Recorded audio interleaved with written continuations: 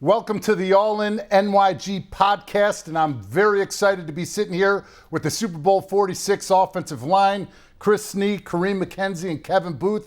This has been a long time coming, obviously, with the pandemic. We wanted to get back together, but that held us off until this point. It's good to be back, guys. Hey. Great Nice. to be here. Strange Nice. that we're sitting 10 years removed from that game, but I'm excited for everything that's going to come this fall, celebrating with you guys. Absolutely. Good to see all of you. Man, listen, time flew. Yeah. Flew by. Yeah. I mean, to sit here and say it's been already 10 years is crazy. Our kids are getting older. Everybody's moving on. Yep. And we're kind of the has-been old guys now coming back, but that'll still never end. But when we sit here and we talk about, Super Bowl 46, we got to start with 2010. Obviously ending the season 10-6, but falling short of the playoffs. One of the things that Coach Coughlin, starting in that 2011 season, talked about was finish. Finish, finish, finish. He always used that word, and I'll never forget that opening meeting at training camp where he showed the video of the girl crawling across the finish line at that cross-country meet just in order to compete, finish, and more importantly, by her finishing, her team won the championship. So, I'd just love for you guys to reflect on what you thought 2010 did for us in 2011 and the start of that season. I mean, I feel like we had one of the best teams in football in 2010. I mean, we had talent across the board, but you hit it. We didn't finish. I mean, and the way we got our butts kicked down the stretch, flat out. And the Philadelphia Eagles have scored 28 points in the final 7 minutes of the ball game. They stole this game away. The Giants have no one to blame but themselves. The Giants with 3 turnovers. This team just has not executed over the last 2 weeks, and it's killing them. You can't win a championship like that. Yeah, and then to move on, and once we get rolling into 2011, the start of that training camp, a lot of discussion was made about Eli's comments. Remember, he was on the Michael Kay show during training camp, and he asked him if he was elite. And Eli said, yeah, I believe I'm an elite quarterback. I'm in the top 5. Is Eli Manning an elite quarterback? Are you a top 5, top 10 quarterback? Yeah, I think I am. Are you in the Tom Brady class? Yeah, I mean, I consider myself in that class. What do you think that meant to our team and for Eli himself, Kev? Well, I think it's appropriate. It's what else is he supposed to say, right? Yeah. No, I think I'm an average player. I think in order for us to get to where we want to be as individual athletes or as a team, you have to expect greatness and have a quiet confidence about yourself. So he was put on the spot, but I think if you were to ask all of us on live TV, do you think you're a good player?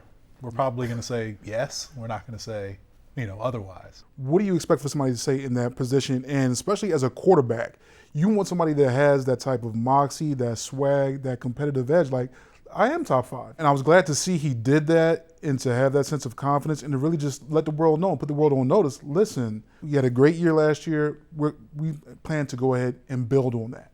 So we start the 2011 season, start off the season 1-1, week 3, go to Philadelphia, and there is the emergence of Cruz. Obviously, going into that season, losing Steve Smith through free agency after the season in 2010, we thought Dominic Hickson might be that guy. He tears his ACL, he's out.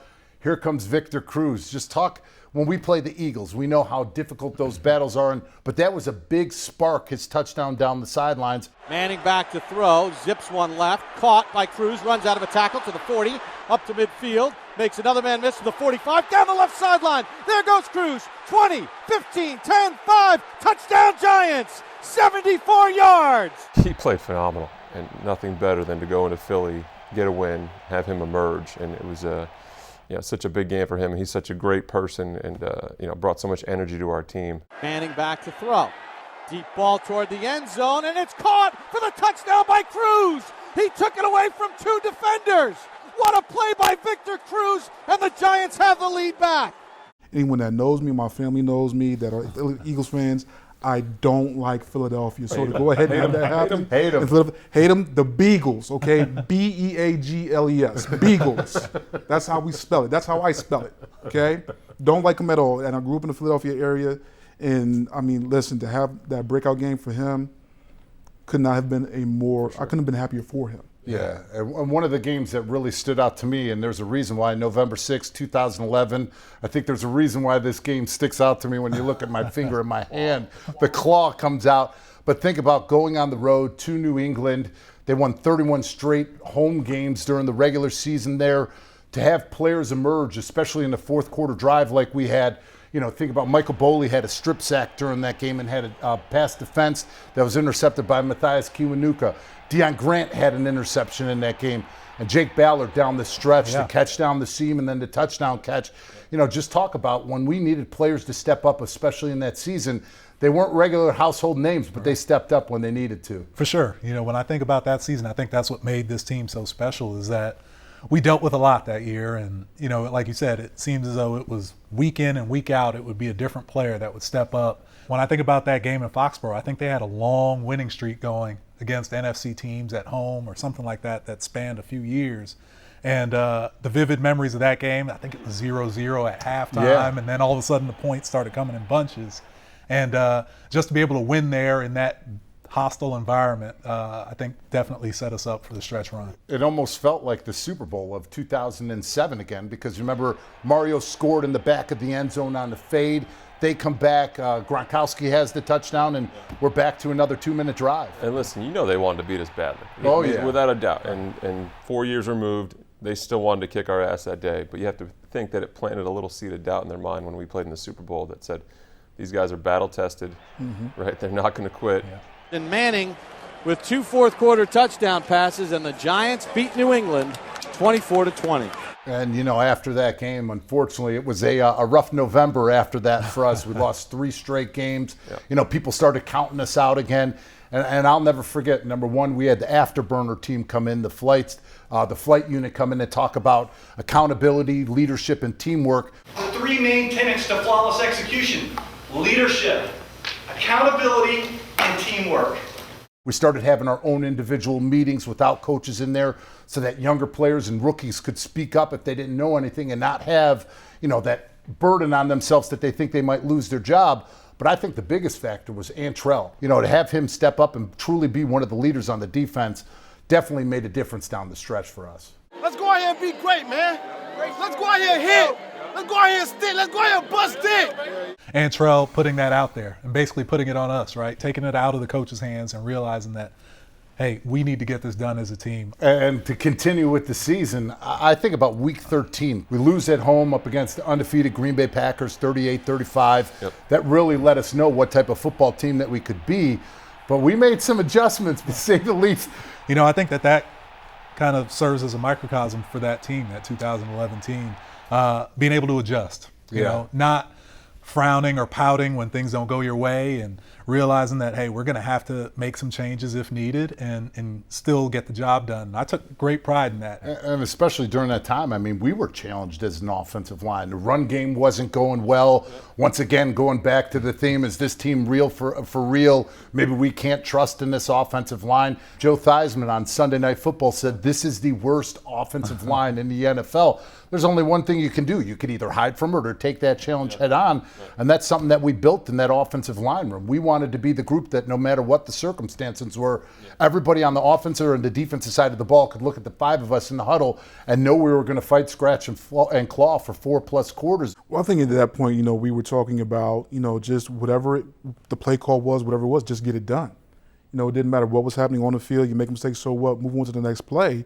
And really, I think to go ahead and circle back to, the idea of having meetings without coaches, you were able to go ahead and really not be, quote unquote, politically correct in terms of just really getting on a guy, but having the room open to where you can just say whatever it is on your mind and feeling the safety of, what, we're all in this room together. We're the ones that we have to depend on. It's not the coaches on the sideline. No matter what happens, we're the ones we have to depend on. And heading into week 14, going to Dallas, must-win game in order for us to even compete for the division and make the playoffs. I didn't even think about it until I was reviewing before this and thinking of it in my head. Do you guys remember we were down 12 points with only 6 minutes left in the fourth quarter of that game? Yeah. I still can't believe the turnaround. I can remember Ballard making the touchdown catch to get us back into it. Manning takes a low snap. It's back to throw. He looks middle. He throws middle to the goal line. Touchdown, Jake Ballard. And then I'll never forget the missed throw, Romo to Austin. Miles Austin. Romo back, lobs one right. Austin can't get it. Oh, he beat Aaron Ross and he was gone, but Romo overthrew him by a hair. I think I remember after the third down failed conversion by Dallas, we all kind of looked at each other like, yep, They messed up. That was a chance, right? Yeah. Here we go. We're going to score. 2nd and goal at the 1 for the lead. A minute to go. Handoff Jacobs. He runs right, follows his blockers to the goal line. Touchdown Giants. Eli Manning is doing the impossible again. That didn't surprise us at all to be able to go down there and get that touchdown. And that just solidified Eli saying that he was elite. I mean, talk about clutch moments in the fourth quarter throughout that season, 15 touchdowns in the fourth quarter itself. I mean, it's just amazing that so far into his career he's worrying about people. Is he elite? I mean, it's not like he was a first or second year guy. He won a Super Bowl, playing at a high level. You know, it was ridiculous that we were still dealing with at that point in time. And to go along with that, the JPP block, I mean, he emerged in that 2011 season. Snap is good again. Kick on its way, and it's blocked! Blocked by the Giants! And it bounds into the end zone and through the back of the end zone, and the Giants will win it! I mean, I think we can all remember him in 2010 being a human missile on the kickoff team, absolutely destroying people. Him emerging, Michael Boley emerging, Deion Grant. We definitely had a brotherhood as a football team. I mean, we believed and held each other accountable. You know, just that was the motto of our football team. Right. It was a true family atmosphere, right? Where, you know, everybody understood that there are other things going on in your life, but, you know, you had a great ability to come into the locker room and to be able to put that on the side, contribute as a football team. But then once our football obligations were over, we were quick to check in on each other and to make sure that everybody was okay. All right, we got to get into Christmas Eve as the road team up against the New York Jets. Rex Ryan, we're the big brother, we're the best team, and we're the show in town. I never came here to be little brother to anybody, so clearly we were the better team. I don't care about Tom Coughlin or anybody else. I know how I believe, and I don't care if it's, you know, acceptable in everybody's opinion. I really don't care. Blocking our banners before we walked in, all the Super Bowl logos and everything. That was a completely disconcerting feeling first and foremost, as a Super Bowl winner, that go ahead and have somebody from across town that doesn't even practice in the stadium, even inhabit really New Jersey as a whole, to go ahead and say that we're little brother, and to be on the opposite sideline, I'm like, what? Yeah. Like, what? Can't be serious. And when it comes to that game, obviously, Victor Cruz's 99-yard touchdown right before half was the spark we definitely needed right before halftime. Manning back to throw. Throws one to the right, completes it to the right for a first down, and running out of a tackle down the right sideline is Victor Cruz. Chased by Smith, hurdles over him, to the 30, to the 20, to the 10, to the 5, touchdown Giants, 99 yards! But my favorite moment that I can still visualize and hear to this day, Ahmad Bradshaw running over Rodney Poole, stretching out the football as he's going in. Hand off Bradshaw. He's going to run right through a tackle to the 10-5, dagger shot. Touchdown Giants. Yeah. What was your thought about that play? Do you remember it when it took place? Because I can remember it vividly like it was just yesterday. Yep, I remember it. It was a weak side zone play. I remember it blocking the linebacker and then hearing the crowd and turning around just as Ahmad was meeting the safety. And that was a crazy feeling. You just look at the game. I mean, you talk about the stakes of that game, right? It's Christmas Eve. You're playing the other team in town.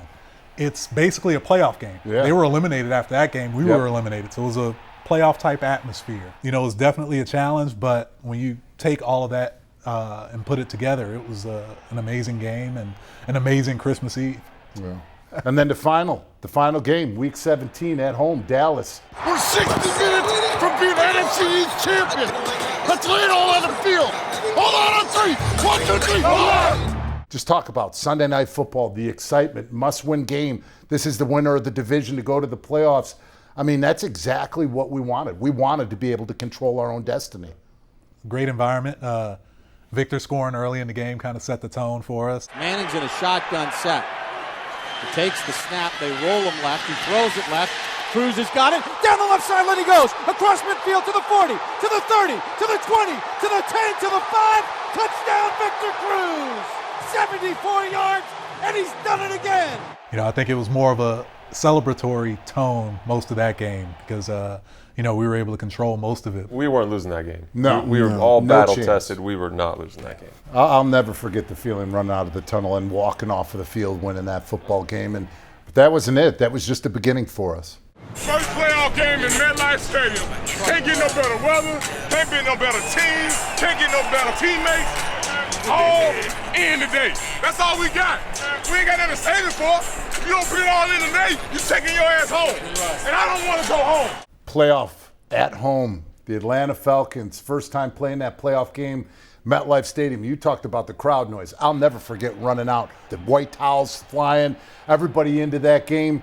And the thing that I remember is the preparation that we had to have as an offensive line, because we knew in order to make a postseason run, we need to run the football, and we need to run it well, especially up against Matt Ryan and that offense. Yeah, we struggled all year to do it. And I think, people looked at us like guys who had played, been on the team, saying, what's wrong? But I think, we're trying to build continuity. It's just not something that just you can do immediately. So it just took time to develop, and we had some injuries throughout the year, guys in and out. But to get a rushing game over 100 yards, get that monkey off our back at the right time. I mean, we were all tired of hearing about it. I mean, I was sick and tired of hearing about it. Right. It was a big rushing game, and then, to take it a step further, remember that was a lockout year too, right? Yeah. So we didn't get any of the off-season work where we could start to build those combinations and be able to work together as a revamped offensive line. So, it probably took a little bit of the season to get us going, and then obviously the need to be able to run the ball later in the year as the weather changes and things of that nature really got us going. So definitely exciting game. I remember Brandon had a couple big runs. Ahmad ran hard, and then obviously we had some explosive plays in the pass game.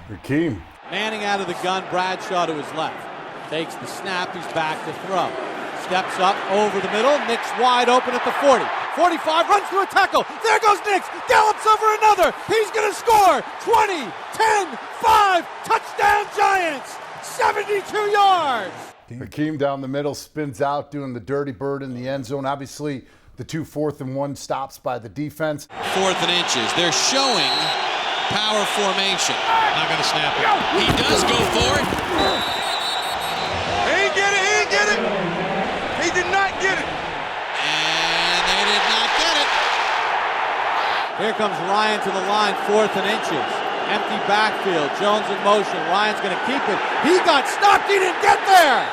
Second time today, they've been stopped on 4th and inches by the Big Blue defense. The New York Giants are on to the divisional round and a trip to Green Bay against the Packers. But once again, being able to run the football and control that entire game at the line of scrimmage gave us confidence going into the Green Bay game the following week in Lambeau. But Double D, before we even get to that one, still in the Atlantic, and I want to circle back to this because this has been on my shoulder for a while. It's been on my shoulder for a while, just a little while, right? So we finally run the ball, okay, and we're doing great. John Abraham, great defensive end for years, jumping the count every damn time, and I'm like, okay, what are we gonna do here, right? So I'm up fighting my behind off, right? Go ahead, I pull my groin. That's right. So I tell Gilbride, listen. Legs kind of messed up. Let's try not to run this way. I can cut off, great, but you were wrapped up too. Wrapped up. Yeah. Man, listen. Yeah. So what happens? Next play, 34 Bob, and I just look at the sideline like, really? I remember that. I just said this. No words, just a look. I just. Is that the game where you heard it and the trainers came out and you spelled out growing for him? No. Was that G-R-O? Well, I had to spell it for him because they asked me, well, is it your ankle? Is it your knee? I don't know the feeling. I'm like, groin. I know my body parts.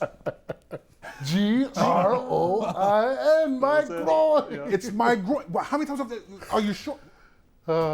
Green Bay game, back to the Green Bay game. New York playoff football is on the air as the Giants take on the Green Bay Packers. We've all played there. We've all been familiar with that atmosphere, especially when you're talking about the playoffs. There were just so many memorable plays in that game. Takes the snap, he's back to throw.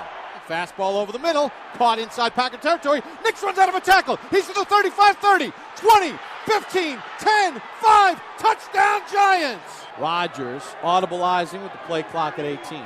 They dump it off in the left flat for Ryan Grant, and he runs out of a couple of tackles. Fumble the football. It's picked up by Blackburn. He's running with it to the 20, to the 10, to the 5, and he's down at the 4. Talk about unsung heroes. Chase Blackburn.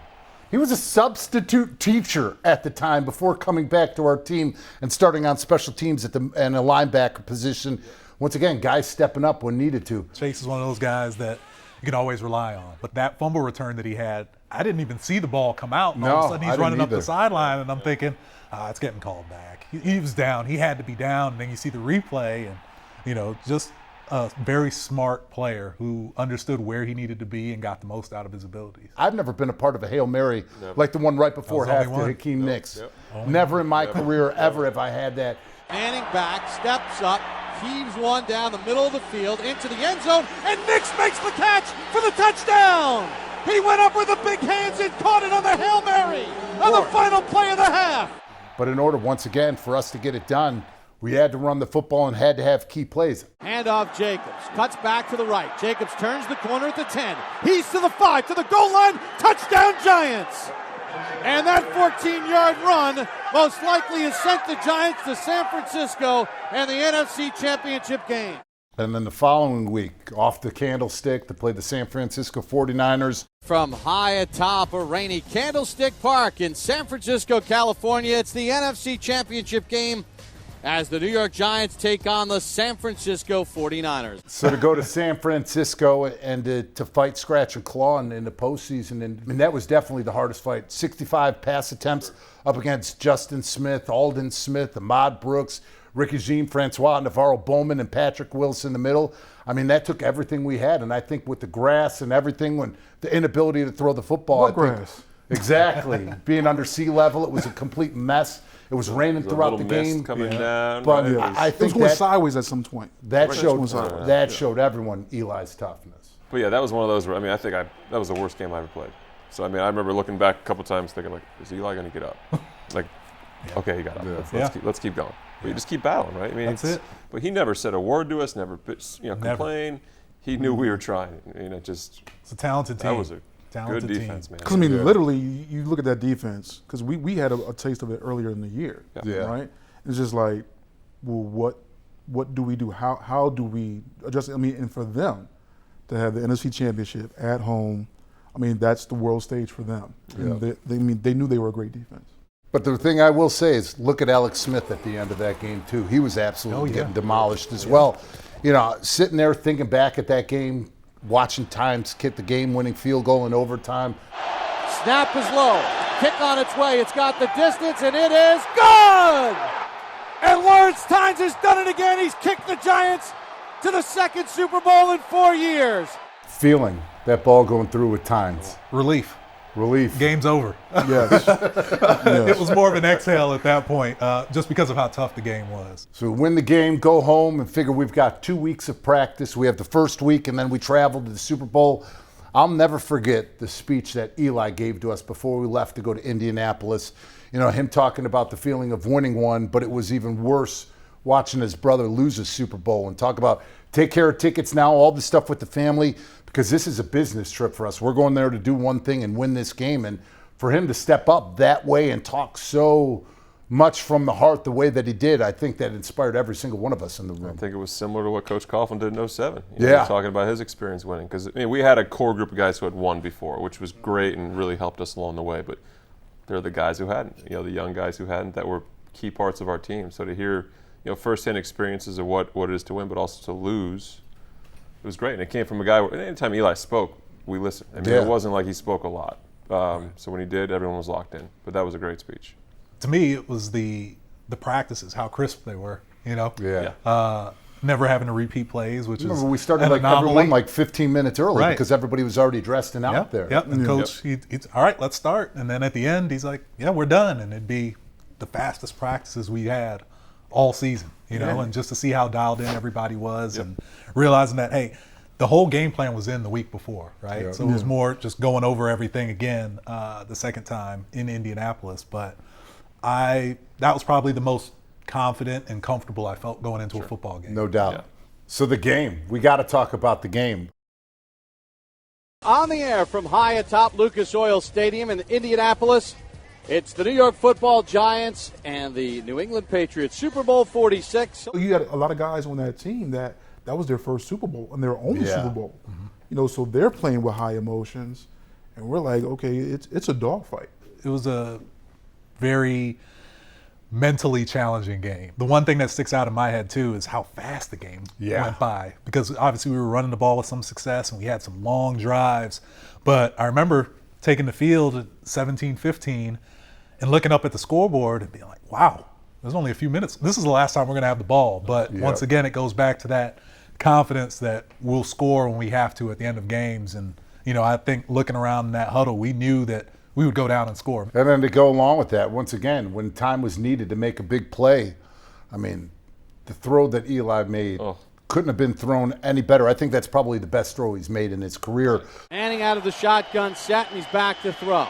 Climbs the pocket. Deep ball down the left sideline, and it's going to be caught. Was he inbounds? Yes! Manningham on the sideline. But to Mario, to be able to come down with that catch, people are like, oh, are you surprised? You remember in practice how many times they sat there and just continued to drill it that upcoming week, getting ready for it? We knew that we would get down there and get the points needed to win the game. Hand off Bradshaw. He runs up the middle. And he falls into the end zone for the touchdown. He thought about stopping. Talk about the unenthusiastic touchdown celebration when the mine falls in. We're all sitting there like looking at each other. Nobody celebrated. We're like, I think I turned my back on him. he tried not to score, We right? just took the lead in the Super Bowl here, and here we are just like kind of looking like, what just happened? Well, I was in shock too because Brandon Spikes was coming downhill all game, so I go up on a combination and he doesn't hit me. And something's not right. What the hell's going on? Like, this is you're the just sitting there hardest waiting, hitting linebacker in the league. And Ahmad tries to stop, and I'm just like, yeah. Okay, he scored. I'm just like, it was a surreal moment. That was one of the most shocking things about it. But then on the flip side, when you sit there and you look at the clock and they get the football back, I'll never forget just sitting there watching them move the football. And obviously, you go, come on, defense, just come away with a big play. Come on, do something here. And they got pressure on them. I was confident that they'd get the job done. But, when you look at the other side and you see the personnel that they have, you realize that there's never a confident moment until the clock's at 0. And I didn't even see the last play. I saw the ball go up in the air. I didn't leave the bench. And I lost sight of it. And basically, I just listened for the crowd. So that was the way it ended for me. Yep. Brady's back. Brady's under pressure. Brady's chased. Brady heaves one down the middle of the field. And when that last ball was thrown, I'm kneeling with Aaron Ross, and I'm praying with it. We're doing this on the sidelines, and it seemed like the ball was up there forever. It hung. Yeah. It hung. Into the end zone, a jump ball, and it's incomplete, and the ball game's over, and the Giants have won Super Bowl 46. When that clock went down, I mean, the excitement, just the feeling of winning our second one. Yep. And collectively you realize and you recognize like just how fleeting those moments are, right? So you have some guys that play for 13, 14, 15 years. They never win one. And we were fortunate enough to win 2. Yeah. And we happened to do it against the same team twice. Yeah. Like, wow. Like, how often does that happen? Yeah. It was great. I mean, the first one I got off the field as quickly as I could because I wanted to celebrate. The second one, I was the last guy. I mean, I was shaving in the locker room. I had that awful red beard. I was just shaving it off. It was terrible. But I wanted to savor every moment. Like, my family was the last. They were the last ones on the field, and because you like to think you get back, but it's just not easy. You never know. I remember, one of the greatest feelings, holding the Lombardi Trophy in one hand and Addison in the other. Yeah. That's when you realize it's not just about you, it's about your family and what it means to them. And that's one of the greatest feelings after, knowing what you accomplished, but you never forget what it took to get there. Right. It's the journey, right? That's what was most special about it. And the fact that our path wasn't easy. We weren't a 15-1 team. We weren't 14-2. We had to claw for every single thing, the entire step. And there were times where it was dim, it was bleak, right? Yeah. But there was still just that glimmer of hope. And, fortunate for us, it was everybody in that locker room was still dialed in and believed that we could achieve what we ended up doing. Then we get home, the pep rally here in the stadium. Yes. I mean, talk about pandemonium. I mean, that was one of the coolest things ever, to be able to see the stadium packed like that and to have the trophies out there and get the reaction of the crowd and walk around and shake hands and sign autographs. I mean, that's what it's all about. I mean, Sundays wouldn't feel the way that they didn't or do if it wasn't for the fan base that we have. They can be crazy at times, but that's what you want. You love the crazy because they're so passionate about it. And also the parade, right?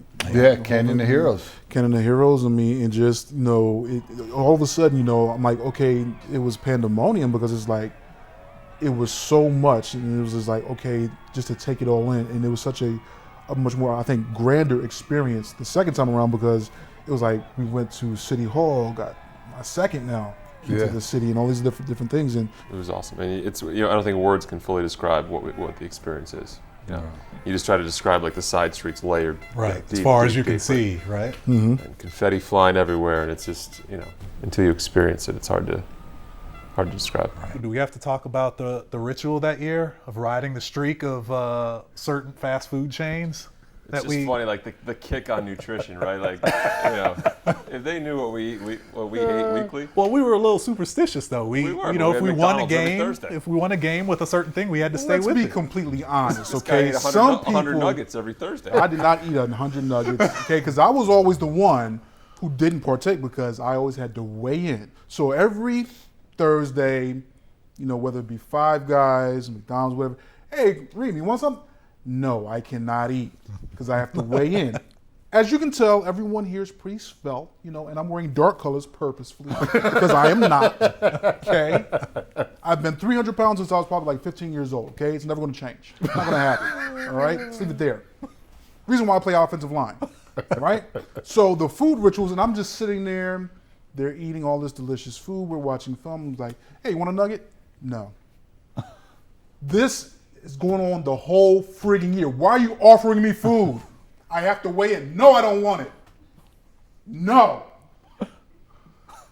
He's not emotional about it anymore. No. Like that. I'm not emotional, but you're sitting there, oh yeah, go ahead eat it. Because I'm always the one sitting there with the Tiger Balm. I'm putting on all the sweatshirts. I'm literally dressed like it's 30 below zero and it's still friggin' summertime outside because I have to sweat all this weight off to go ahead and weigh in just so I can eat a regular meal.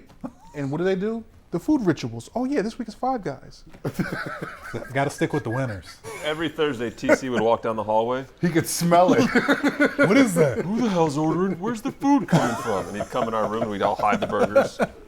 And one of the big things that we've got to talk about when we talk about the 2011 season is Coach Coughlin. All right, here we go.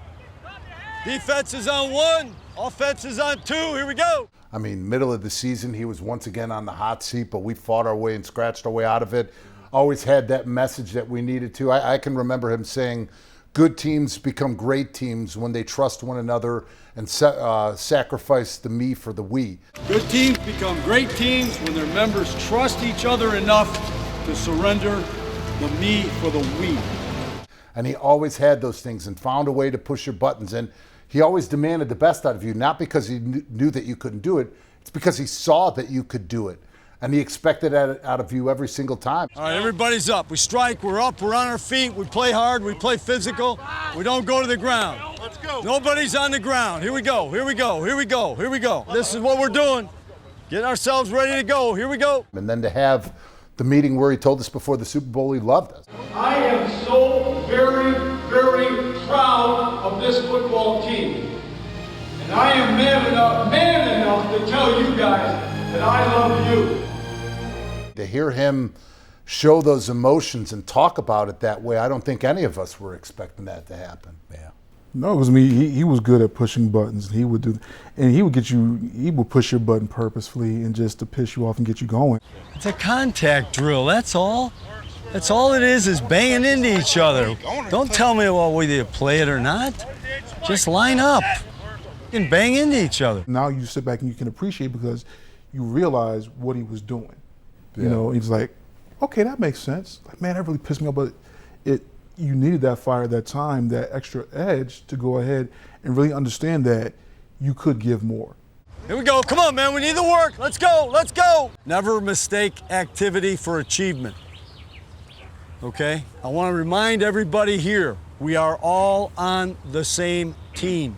Let's have a team. 1, 2, 3, team. He shouldn't have needed the second Super Bowl, to validate how good of a coach he was, but I think that did. I think that did. I think he's loved in this area, and he's, I know to this day he's still missed. We started this season off with a theme. The theme was finish. This is an incredible finish to an amazing season. Thanks for joining us on the All In NYG podcast. I hope you liked some of the stories about our Super Bowl 46 team and with the offensive line perspective. Look forward to seeing you guys at the anniversary.